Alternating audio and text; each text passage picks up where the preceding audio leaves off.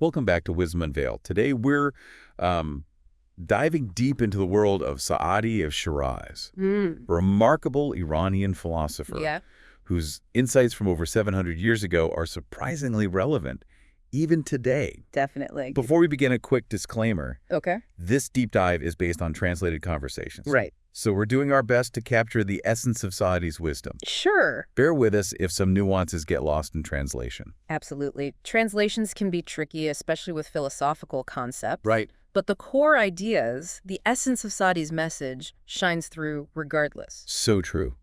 And in a world that often feels obsessed with appearances, Right. Saadi's insights on the nature of reality and true wealth are more important than ever. Have you ever felt like you're surrounded by a culture fixated on the superficial? Well, Oh, yeah. Saadi was way ahead of that curve. What's fascinating about Saadi is that he directly challenges us to look beyond the surface, Right. to question what we perceive as reality. Right. He uses this analogy of Plato's cave, where people chained inside only see shadows, Oh, wow. mistaking them for real objects. Okay. Saadi suggests that we're often like those cave dwellers trapped in a world of appearances. So our everyday experiences, the things we see and hear, might not be the whole story. Right. There's a deeper reality waiting to be discovered. Precisely. Saadi, drawing from Islamic philosophy, argues that the physical world is a reflection of a higher, more real realm. Oh, interesting. Imagine gazing at a stunning reflection in a lake and then realizing it's just an image of something even more breathtaking above the surface. Wow.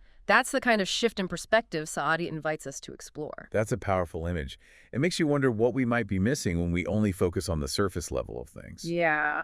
But how do we break free from this cave of appearances and access this deeper reality? That's where Saadi's emphasis on cultivating aql, or reason, comes in. Okay. He believed that by shifting our focus from the senses to the intellect, we can begin to perceive the true essence of things. It's about going beyond just accumulating knowledge Okay. and engaging in deep self-reflection, Right. seeking guidance from wise mentors, and aligning our actions with our values. Right. Basically doing some serious inner work. It sounds like Saadi is calling for some serious inner work. Yeah. But what does this all mean for our listeners? Sure. Why should they care about Saadi's perspective on reality and aql? Saadi's insights are incredibly relevant to how we navigate a world that often feels superficial and chaotic. Right. By understanding his concept of a deeper reality and cultivating aql, Right. we can make more conscious choices, Yeah. build more meaningful relationships, Yeah. and live more fulfilling lives. It's like Saadi is offering us a set of tools for navigating the complexities of life and finding true meaning and purpose. Exactly. And one of the most striking aspects of Saadi's philosophy is how he flips the script on our typical understanding of wealth. Okay. He challenges us to rethink what true wealth really is. Right. He's not talking about material possessions or financial success. Right. He's suggesting that true wealth lies in something much deeper and more enduring. Precisely. Okay. Saadi sees true wealth as rooted in character wisdom Right. and the lasting impact we have on the world. He even argues that material wealth is only useful up to a certain point. Right. He famously said that material wealth only goes to the edge of the grave. Wow. And then he adds, and after that, it is deeds. That's a powerful statement. It makes you think about what truly matters in the grand scheme of things. Yeah.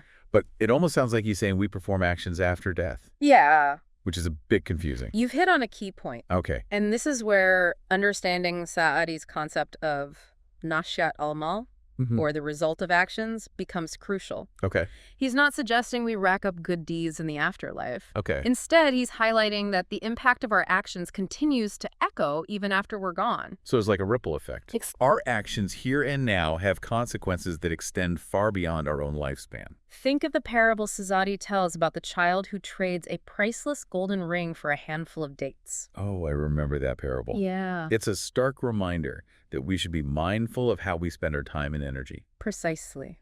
Saadi asks us to consider, are we squandering our precious time on fleeting pleasures, or are we investing it in something more lasting, something that will create positive ripples that extend beyond our own existence? This connects beautifully with what Dr. Larijani said in one of our conversations. Oh, yeah. The greatest value of this golden ring, our time, is to purchase eternity through the pursuit of divine knowledge. That's a profound statement. Yeah. And it highlights another key aspect of Saadi's philosophy, the importance of seeking knowledge, not just for its own sake, Okay. but as a means of connecting to something larger than ourselves. But what exactly did Saadi mean by divine knowledge? Does it only apply to those who are religious? What about those who don't subscribe to any particular faith?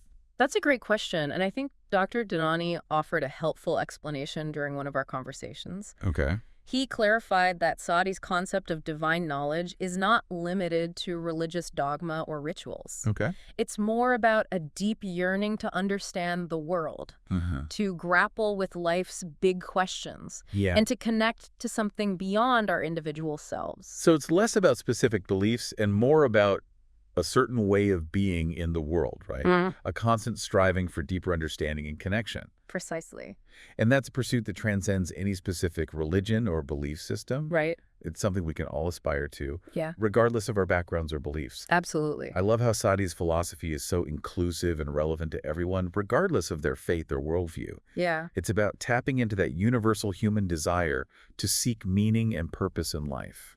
And to help us on this journey of seeking divine knowledge, Saadi introduces this fascinating metaphor of the mirror of the heart. Oh, yeah, the mirror of the heart. It's such a vivid and evocative image. Yeah. Can you remind us what that metaphor represents? Saadi suggests that our hearts are like mirrors, capable of reflecting truth and beauty. Okay. But these mirrors can become clouded by our ego, desires, hypocrisy, anything that prevents us from seeing clearly. So polishing the mirror in this context means clearing away those obscurations, Right. those things that distort our perception of ourselves and the world. Exactly. It's about engaging in self-reflection, Okay. being mindful of our choices, and aligning our actions with our values. Right. It's about becoming more authentic, more transparent, so that we can reflect the truth more clearly.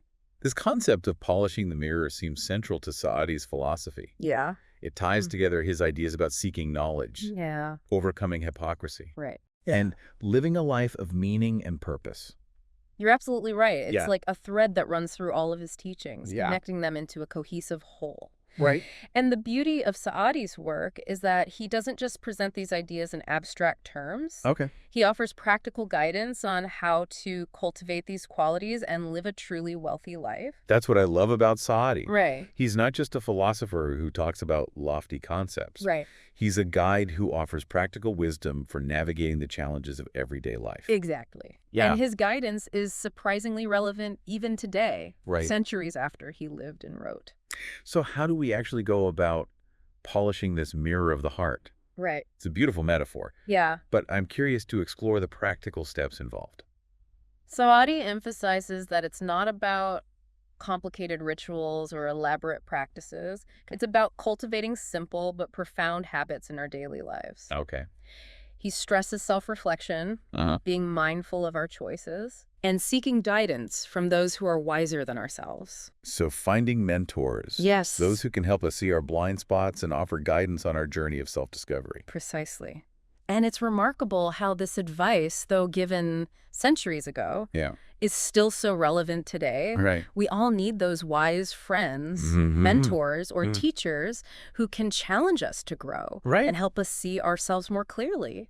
And it's not just about seeking external guidance. Right. Saadi also stresses the importance of aligning our actions with our values, Yeah. even when nobody's watching. Yes. That's crucial. It's about cultivating integrity, not just for show, Right. but as a fundamental part of our being. And that's where the connection to true wealth comes back in. Right. Remember, Saadi argues that true wealth isn't about possessions, Yeah. but about the lasting impact of our actions. Exactly. Polishing the mirror is about becoming the kind of person whose actions create positive ripples in our own lives and in the world around us. It's about investing our time and energy in something truly valuable, something that transcends the temporary nature of material possessions. I'm starting to see how all these pieces fit together. Yeah. But can you give us some concrete examples of how Saadi illustrates these ideas in his work? Of course. Oh, One of the qualities that Saadi highlights is humility. okay. And for him, humility isn't about self-deprecation Right. or denying your talents. Right. It's about recognizing that your knowledge and abilities are gifts Okay. to be used for something larger than yourself. I remember a quote that captures this beautifully. Talent is God-given. Oh, yeah. Be humble, Fame is man-given. Mm-hmm. Be grateful. Yeah. Conceit is self-given. Okay. Be careful. That's perfect. Saadi believed that true humility helps us see ourselves and the world more clearly, leading to wiser choices and actions. It's about recognizing our place in the grand scheme of things without diminishing our own unique contributions. But some might argue that actions speak louder than intentions. Yeah.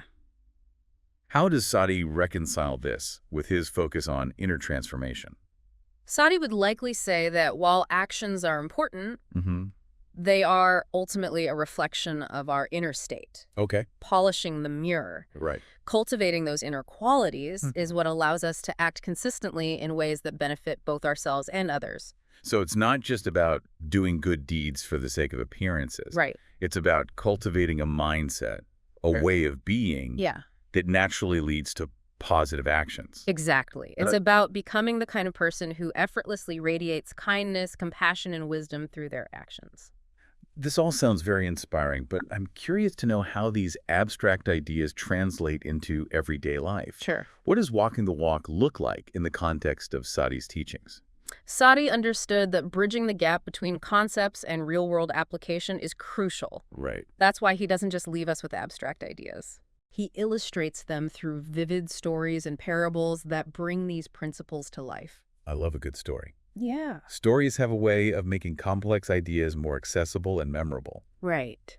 Does Sidoni have any stories that particularly stand out when it comes to illustrating these ideas of humility, service, and true wealth? Oh, he was a master storyteller. Oh, wow. One that comes to mind is about a wealthy man consumed by the fear of losing his fortune. Oh, okay. It's a relatable fear, even if you're not wealthy. Yeah. The fear of scarcity can be so powerful. Absolutely. We often see people clinging to what they have, afraid to let go or to share their abundance. Saadi points out that this man's wealth, instead of bringing him security, becomes a source of anxiety. Yeah. He's so fixated on holding on to what he has that he misses out on the true joys of life. It reminds me of the saying, the best things in life aren't things. Exactly. Yeah. Saadi contrasts this wealthy man with a poor but contented dervish who finds joy in simplicity and helping others. The dervish understands that true wealth lies in the richness of one's heart and the depth of one's connection to the divine. It seems Saadi is consistently emphasizing that true wealth is an inner state, not dictated by external circumstances. Right. It's about cultivating those inner qualities of contentment, generosity, and compassion. You're spot on. And the beautiful thing is that these qualities are accessible to everyone, regardless of social standing or material possessions. Right. We all have the potential to cultivate this inner wealth. That's empowering. Yeah. But where do we even begin? Yeah, okay. How do we cultivate these qualities in a practical way? Saadi suggests one of the most powerful avenues is through service to others. Okay. He takes the classic idea of it's better to give than to receive to a deeper level. I'm intrigued. Okay. How does Saadi redefine the concept of service? He argues that true service isn't about expecting something in return or doing it out of obligation. Right. It's about recognizing our interconnectedness and acting from a place of genuine compassion. So it's about shifting from a me focus to a we focus. Exactly. It's about recognizing that we are all part of a larger web of life and that our actions have consequences that extend far beyond our individual selves. And that's where the mirror of the heart comes back into play. Right. When we polish that mirror, we clear away ego and self-interest, allowing us to see the needs of others more clearly and respond with compassion. It's like we're expanding our circle of concern to include not just ourselves and our loved ones, but all beings. Precisely. And Saadi believed that when we dedicate ourselves to serving others, we not only create a positive impact on the world, but we also enrich our own lives immeasurably. Right. It's like Gandhi said, the best way to find yourself is to lose yourself in the service of others. That's a beautiful quote. And it speaks to the transformative power of selfless service. Yeah. It's not just about helping others. Right. It's about discovering our own true nature and connecting to something larger than ourselves. And Saadi reminds us that service doesn't have to be some grand, heroic gesture. Okay. It can be as simple as a kind word, a helping hand, or simply listening to someone in need. Yeah. These everyday acts of kindness, when performed with sincerity and compassion, ripple outwards and contribute to a more compassionate world. Those small acts of kindness, those seemingly insignificant gestures of love and support, they can truly make a world of difference. They absolutely can. And as we cultivate this habit of service, we not only benefit others, but we also nourish our own souls and contribute to that inner wealth that Saadi speaks of so eloquently. It's a win-win situation. Right. We create a more compassionate world, and in doing so, we enrich our own lives and experience a deeper sense of fulfillment. Right.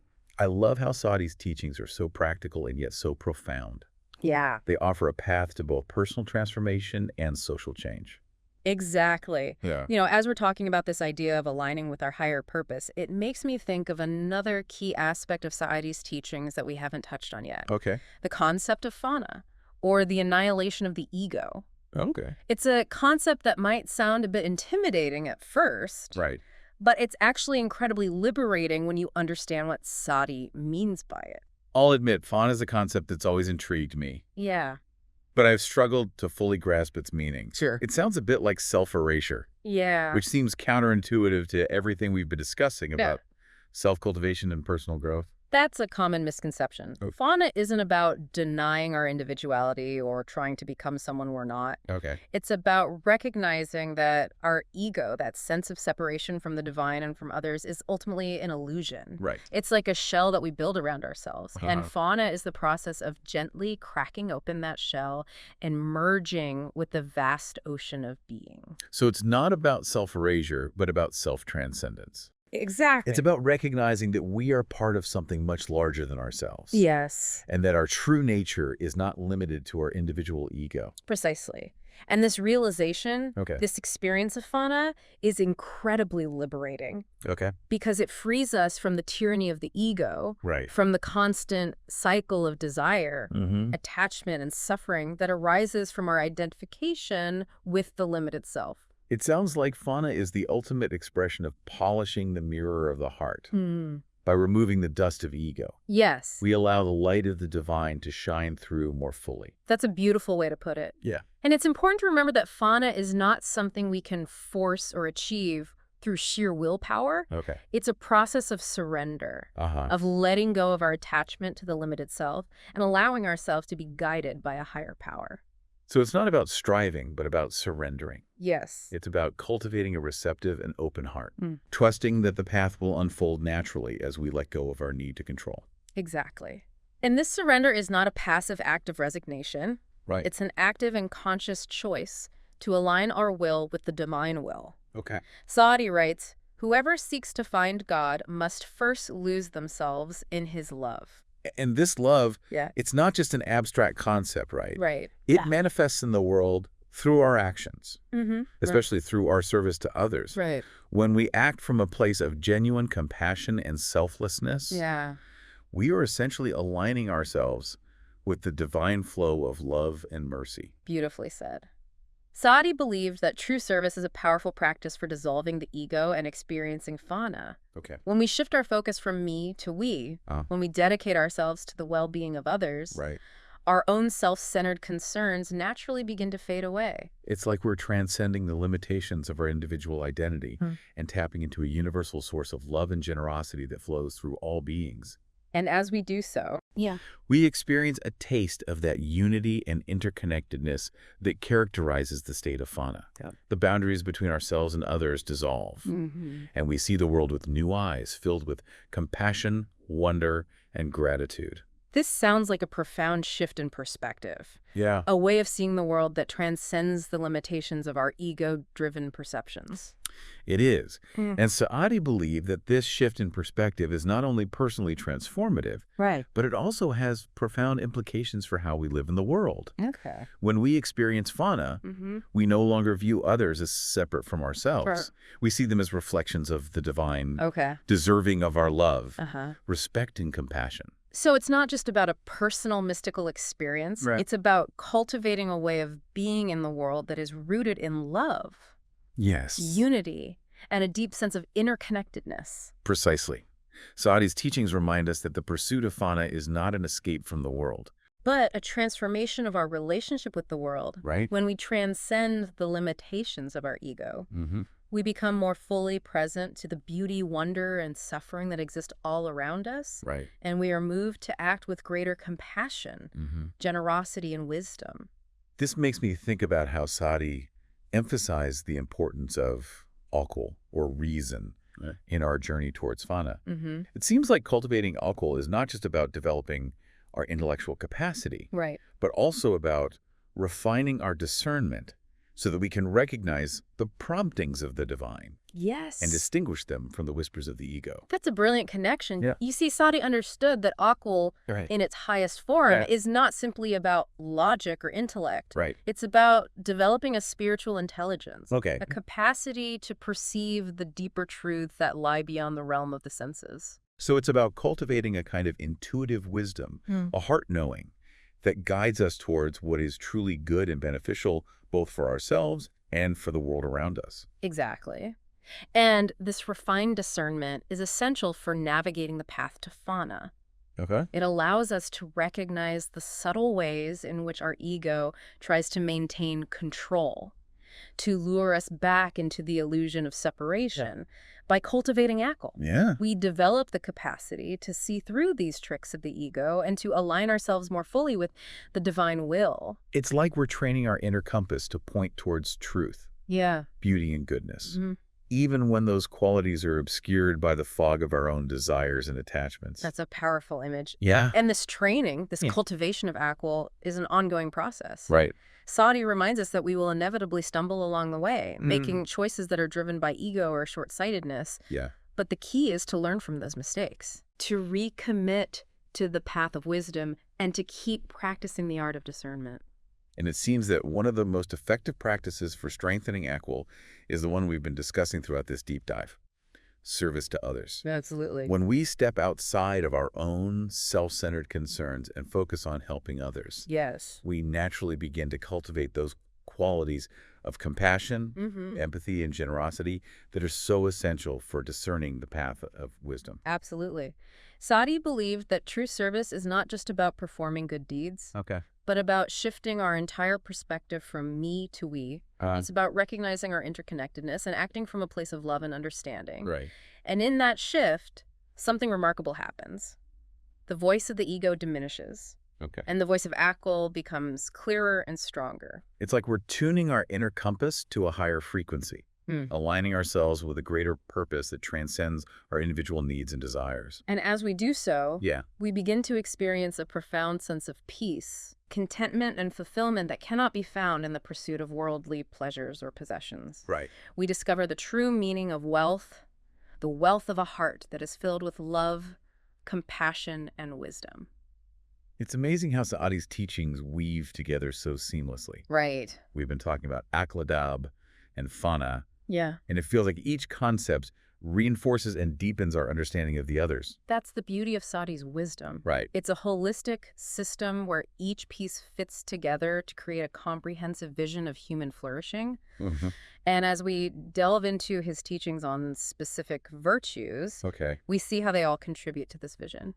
So let's start with generosity. Okay. It's a quality that seems so central to Saadi's worldview, both in terms of our personal development and our impact on the world. Right. What did Saadi have to say about the nature of true generosity? For Saadi, generosity wasn't just about giving material possessions. It was about cultivating a spirit of abundance in all aspects of our lives. Yeah. He believed that true generosity flows from a heart that is overflowing with love, compassion, and gratitude. So it's not about how much we give, Right. but about the spirit with which we give. Exactly. Saadi believed that true generosity is a state of being, a way of approaching life with an open heart and a willingness to share our blessings with others. Right. He writes, "Whoever has a grain of generosity in their heart will find a mountain of sustenance in the world." That's a beautiful image. Yeah. It suggests that when we cultivate generosity, we open ourselves up to receiving abundance in return. Right. It's like we're tapping into a universal flow of giving and receiving. Precisely. Saadi believed that generosity is not a zero-sum game, Right. where one person's gain is another person's loss. Okay. He saw it as a creative force, a way of generating abundance for both the giver and the receiver. But isn't there a risk of being taken advantage of if we're too generous? Mm-hmm. How do we balance generosity with self-preservation in a world where people can sometimes be manipulative or opportunistic? That's an important question. Yeah. Saadi recognized that there is a wisdom to generosity. Oh. It's not about being naive or reckless with our giving. Right. It's about discerning where our generosity is truly needed. Okay. And where it will have the greatest impact. So it's about cultivating a discerning heart. Yes. A heart that is both generous and wise. Right, exactly. And Saadi reminds us that true generosity is not always about giving material possessions. Right. It can also manifest as giving our time, Mm-hmm. our attention, Mm-hmm. our kindness, our forgiveness, Yeah. and our understanding. Those are gifts that can be even more valuable than material possessions. Right. They have the power to heal hearts, to build bridges, and to transform lives. Absolutely. And these gifts are available to us regardless of our Yeah. financial circumstances. Right. We can all practice generosity in these ways, enriching both our own lives and the lives of others. This makes me think about the concept of gratitude, Yeah. which seems closely related to generosity. When we feel grateful for what we have, Yeah. it naturally inspires us to give back and to share our blessings with others. That's a beautiful connection. Yeah. Saadi believed that gratitude is the key to unlocking the door to true abundance. Okay. He writes, "Whoever is grateful for the blessings they have will receive even more blessings. And whoever is ungrateful for the blessings they have will lose even what they have." It sounds like Saadi is suggesting that gratitude is not just a feeling, Yeah, but a force, a power that attracts abundance into our lives. exactly.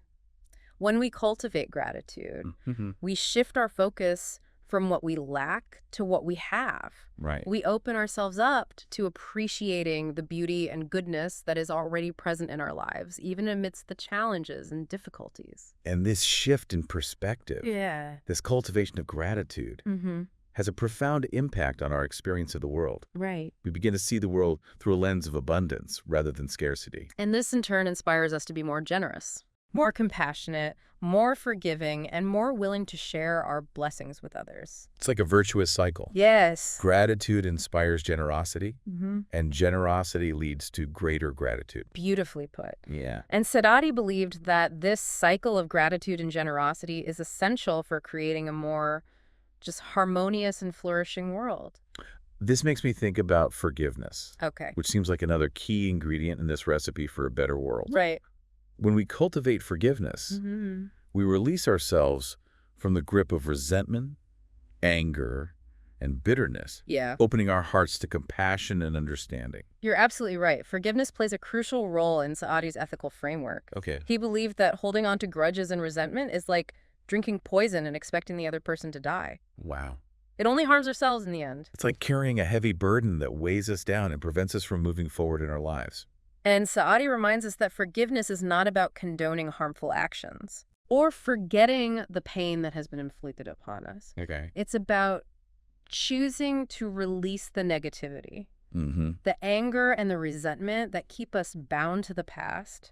It's about recognizing that we are all capable of making mistakes, Yeah, that we all have the potential to hurt others, right. and that we all deserve compassion and understanding even when we fall short. Exactly. And Saadi believed that true forgiveness is a transformative act, Okay. both for the individual and for the world. Uh-huh. When we choose to forgive, Mm-hmm. we break the cycle of violence and retribution, Right. opening up the possibility for healing, reconciliation, and a more peaceful future. It sounds like forgiveness is not a sign of weakness, Right. but of strength. Yes. It takes courage and compassion to let go of the pain of the past and to choose love over resentment. Absolutely. And Saadi reminds us that forgiveness is not a one-time event, Right. but an ongoing practice. Okay. We will inevitably be hurt and disappointed by others throughout our lives, and we will need to continually cultivate forgiveness in order to maintain our own inner peace and to create a more harmonious world.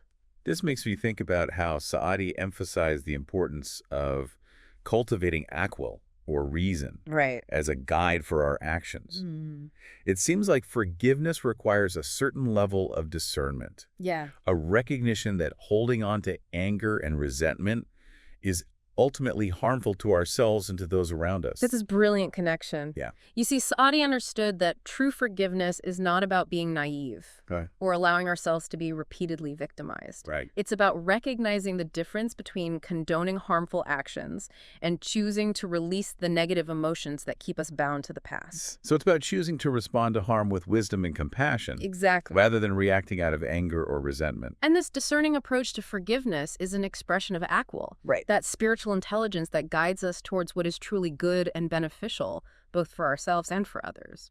Saadi's teachings are so profound and interconnected. Yeah. It's amazing how he weaves together these concepts of generosity, gratitude, forgiveness, Akwal and Abba to create a tapestry of wisdom that is both practical and transformative. And as we continue to explore his work, we'll discover even more gems of wisdom, Right. finding new ways to apply his teachings to our own lives and to the challenges we face in our modern world. I'm so grateful for the opportunity to delve into Saadi's world with you. Me too. It's like we've been on a journey of discovery, uncovering treasures of wisdom that have been passed down through the centuries. Saadi's voice speaks across time and cultures, It does. reminding us of the essential truths that lie at the heart of human experience. The power of love, the importance of compassion, and the transformative potential of living a life of meaning and purpose. His teachings offer a path to both personal fulfillment and social transformation, Right. inviting us to cultivate those qualities of heart and mind that lead to a more just, compassionate, and harmonious world. And as we conclude this deep dive into Saadi's wisdom, Yes. We invite you, dear listeners, to carry his teachings with you. yes, Reflect on his words. Find ways to embody his message in your own lives, and share his vision of a world where love, wisdom, and compassion prevail. may his teachings inspire you to cultivate adab in all your interactions, Yes. to seek marifat with a sincere heart, and to dedicate yourselves to serving the well-being of all beings. And may the light of his wisdom illuminate your path, guiding you towards a life of meaning, purpose, and true fulfillment. Thank you for joining us on this journey. It's been a pleasure. Until next time, may you walk in beauty, wisdom, and peace.